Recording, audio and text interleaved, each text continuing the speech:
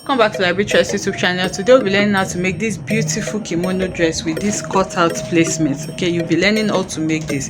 If this is what you would like to learn, kindly stay tuned till the end of this tutorial. And in another video, we'll be adding a hoodie to the neckline of this dress. That is why the neckline is not piped. You may want to check that out also. Thank you. Welcome back to Library Choice YouTube channel. Today we'll be learning how to make a kimono dress. The kimono dress, because we're going to be cutting the sleeve together with the main fabric, the main bodies, okay? And it's a free dress. It's very simple to make. You can style it anyhow you wish. But this class is going to be very loaded because the kimono, we're not just going to be making the kimono, we'll be adding a hoodie to the kimono, and at the same time we'll be mixing it with an Ankara fabric. Okay, so this Ankara fabric has pattern, so I'll be tracing out this pattern now, and then I'll be placing it on this plain fabric just to bring the fabric to life, so you can see that we have a lot to do.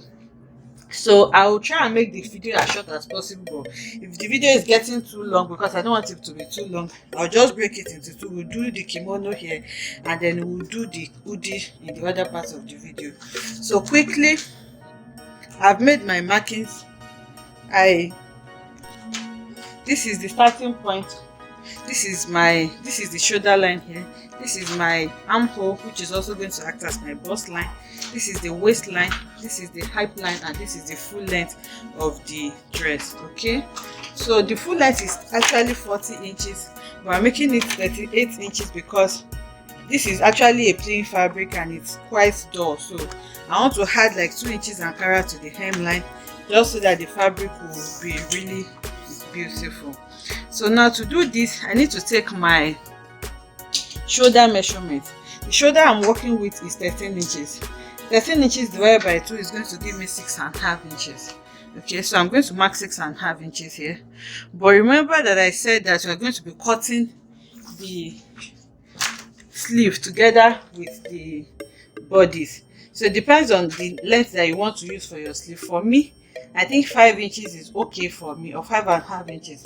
So I'll be going with 5 inches for my sleeve. It can be longer, it can be shorter, depending on what you want. So I've measured my sleeves together with my shoulder now, and here on this place I'll be going down by 1 inch. But before I do that, I'm just going to be adding like 1 inch for seam allowance, for hem allowance for my sleeve, and then here I'll go down by 1 inch for my shoulder slant. Okay, so now the next thing I'm taking is my neckline. For my neck width, I'll be going with 3 inches or 3.5 inches if you're not going to be slashing it at the center front, so that the person can wear it easily.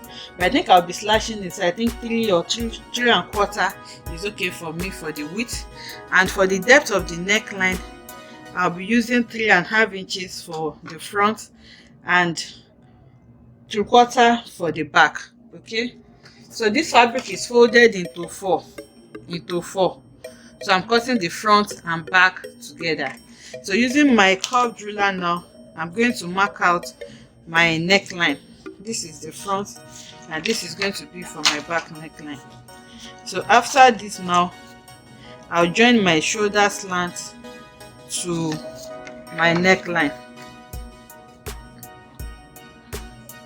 So this is my shoulder slant, and then I'm joining it to my neckline like this. I hope my chalk is visible. Okay, so now the next thing for me now is to take my measurements, my circumference measurements. The bust I'm working with is 36 inches is the bust, divided by 4 is going to give me 9 inches, and I'm going to measure 9 inches here. I had 1 inch or 1.5 inch seam allowance. The waist I'm working with is 30 inches. 30 inches divided by 4 is going to give me 7.5. Remember, there's no dart in this, it's a free dress, so I'll add like half to it just so that it will be freer, and then I'll add 1.5 seam allowance to it. And the waist I'm working with is 38 inches. 38 inches divided by 4 is going to give me 9.5, but I'll mark 10 inches because I want it to be free, and then I'll add my 1.5 seam allowance to it. Your seam allowance doesn't have to be 1.5 inches. So the same measurement that I have on my hip is what I'm going to be taking straight down to my hemline. So here I'm going to mark 10 inches again, and then add my 1.5 seam allowance. So if you want yours to be like hairline, you can add like 3 to 5 inches to your hip allowance, to your hip measurement, and then take it down from your waist down like that. But I just want this to be a straight thread. That is why I'm just taking it down. So the next thing for me now is to connect all these markings together using my curved ruler. So I've showed my bodies, this is the actual measurements and this is the allowance. Now I'm going to work on my sleeve part.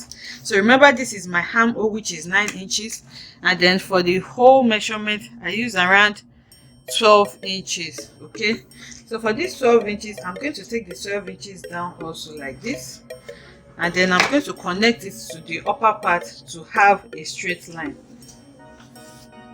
Okay, so remember, this is going to be my sleeve, but this is too sharp. I don't want to have something sharp.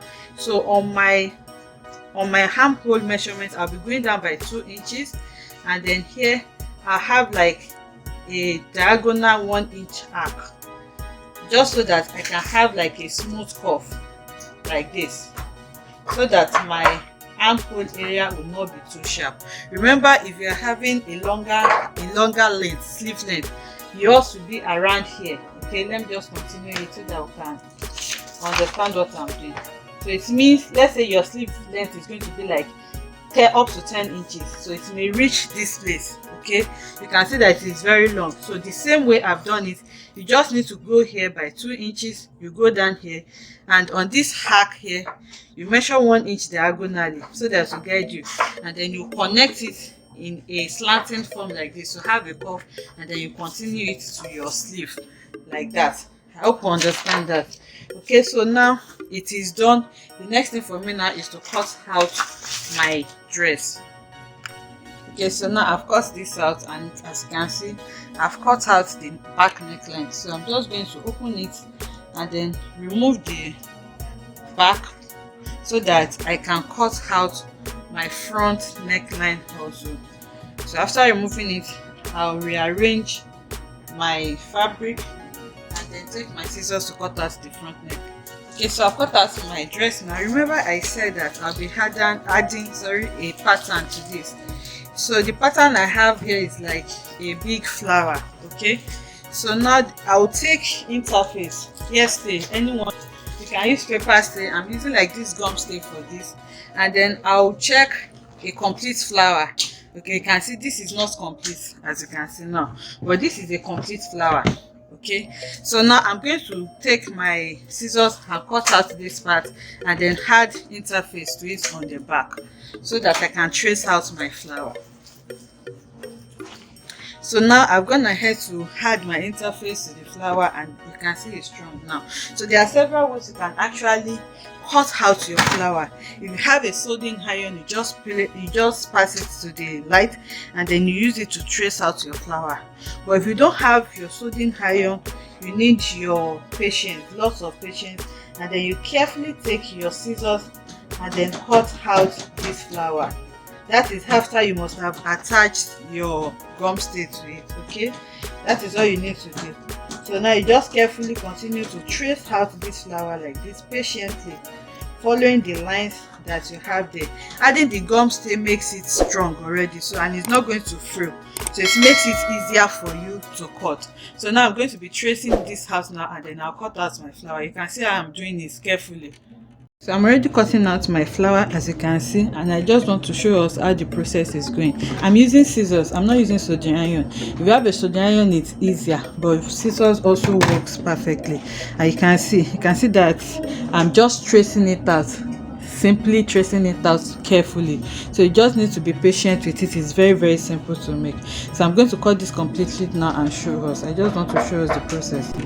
Okay, so I've completely cut it out now, and you can see how lovely it is looking, and it's very simple to make. So we got this from this full flower, you can see. Okay, so now you can do as many flower as you want depending on how much you want to place it, but this is a tutorial, so I'm just going to be cutting just this one flower, and then I'm going to be placing it, I think, at the center area of my front bodies. I can just see how it makes this fabric pops out. Okay, it's very beautiful on dresses. So now to attach this to your dress, there are several ways you can attach it to your dress. The first one is you can just the way you cut it out here, you can take it to those that do embroidery. Okay, so this is embroidery. Now there are people that make this, so you can just take it to them, show them where you want to place it, you can pin it, and then they will use their machine to just sew it for you. It's very neat. This is what I do most of the time. But if you don't have that in hand, or you don't want to do it, you can also sew it yourself. You place this carefully. You can use hemming gum or a normal fabric glue to hold this together where you want to place it, and then you take it. If you have a zigzag machine, you use it to trace it carefully and then sew around it like this to hold it to your fabric. And if you don't have that, you can use your normal straight sewing machine. But the embroidery is really beautiful and I like it, though that is what I use most of the time. Some people also use fabric glue to gum it, but I won't really advise that. If you use fabric glue to gum it, it's always better to also stitch it with your machine, so that as time goes on, if you keep washing the fabric, if the fabric glue wears out, the design will not just come off your fabric. So now I'm going to be adding this design to my fabric now, and then I'll bring it back to show us. Okay, so I've decided to use a regular machine to stitch it. I'm almost done safe, but the first thing I did was to use gum to add this to where I want it to be, so that it won't keep shifting like I said. So I've used gum to add it to it now. The next thing for me is to use a regular machine. I'm using a regular machine because I'm sure most of us will have this. So I'll be using it to trace the edges like this carefully, and I've done most part of it. So you continue tracing it. When you get to a sharp corner, you put your needle inside, raise the fabric up, and then turn it. Then you place your footer down again, and then you continue sewing very close to the edges, as you can see. So that is what I'm doing, and I just said let me show us. So you can see it's going to be really neat, and it won't be so obvious that you're sewing it. So once I get to the edges, I'll put it like that, turn it, and then continue sewing. So that is what I am doing. Okay, so I'm done sewing it now, and with this I am sure that my fabric is not going to come out, and this is what it looks like on the wrong side. Okay, so now that I'm done sewing it, you can see you will barely notice that I sew it. It's very close and very neat. But if you are a beginner, okay, I hope you can see it. I sew it very close, so it is not visible. But if you're a beginner and maybe the sewing is visible, if you have like a trimming, you can use it to hide it. If you have something this tiny, you just place it at the edges, and that is even going to give it a more beautiful effect. You can imagine what it will look like if you just sew this around it.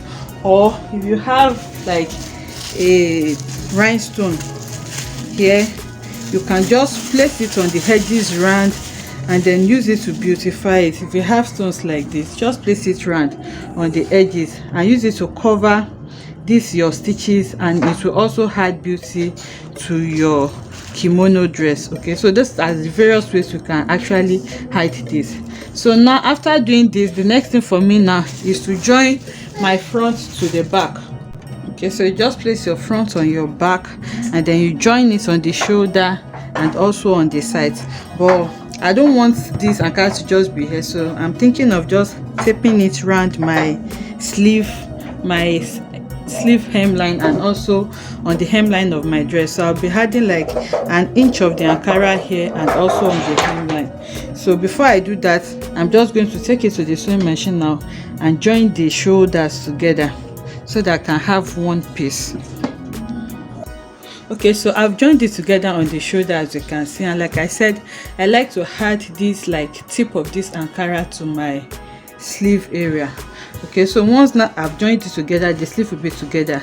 I just cut like a 2 inches fabric, and then I'll be placing it right side to right side. I'll sew it like this and then use it to turn it out like this, so that I'll have something like this when I'm done. So I'll do the same thing for the hemline also before I join everything together. Okay, so I'm done adding my strip of fabric to the sleeve area, you can see, and I also did the same thing on the hemline. just so that this will not be isolated. So the next thing for me now is to turn it to the wrong side of the fabric, and then I'm going to sew it using the 1.5 inches allowance that I left. Remember, we left 1.5 inches, so I'll take it to the machine now and sew it on both sides, and our kimono is ready. But before I do that, remember, this is a free desk, and this neckline might actually be small for your client. Okay, so if the neckline is small for your client, what you can do is just take it together. I forgot to cut that when I was drafting. So once you hold it like this, like you're drafting it normally on the front panel alone. So you just take your tape rule and measure like 4 inches or 3 inches down, like this, like 4 or 3 inches downwards, and then you just slash it open. So this is around 3 inches, which is fine for me. So now that I've done that, it will be easier. You can see that the neckline is opening up more now. It will be easy for the person to wear it easily. So now you can use your bias to turn this in neatly, and then I'm going to connect it together on the sides. So I've sewn it on the sides like this, and then I turned the neckline with bias. This is the color I have, so I just used it. So now I'm going to turn it out so that we'll see what it looks like. Okay, so this is what our kimono looks like now. I've sewn this out, and I'll just take this to the ironing table now and give it a good press. So now this is the back, and this is our neckline. So if you are not adding hoodie to this, you just need to turn your neckline also with bias, and your dress is ready.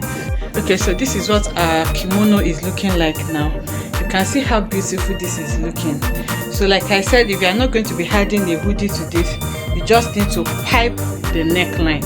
Okay, but this video is already very long, so I'll be doing the hoodie in the next video, so stay tuned. I'll just put the description to do this on the link down below. Thank you for watching. If you enjoyed this class, kindly give this video a thumbs up and leave a comment. Let us know what you feel about this. See you in the next one. Bye.